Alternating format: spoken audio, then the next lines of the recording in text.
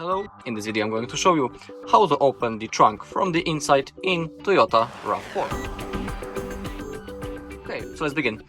So for example, you can perform this when your car runs out of the battery.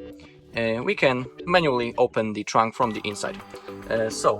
I'm actually in the trunk right now. You can take a look. And now we need to remove this plastic plate. For example, you can use a screwdriver or the key from your Toyota.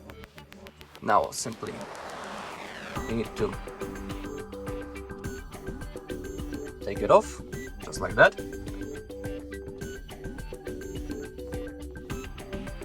Right, and now we need to take the screwdriver and unscrew this screw for a little bit until it gets in that position. And now you can see the metal behind it, the piece of metal right in here, in the place where I'm touching with my screwdriver. And now simply place your screwdriver right in there and now slide to the right side. Use some power.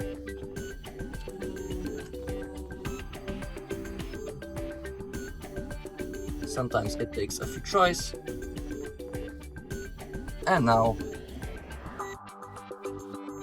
the trunk is opened. Alright, that's all in this video. Thank you for watching. If you found this video helpful, please leave a like, comment and subscribe.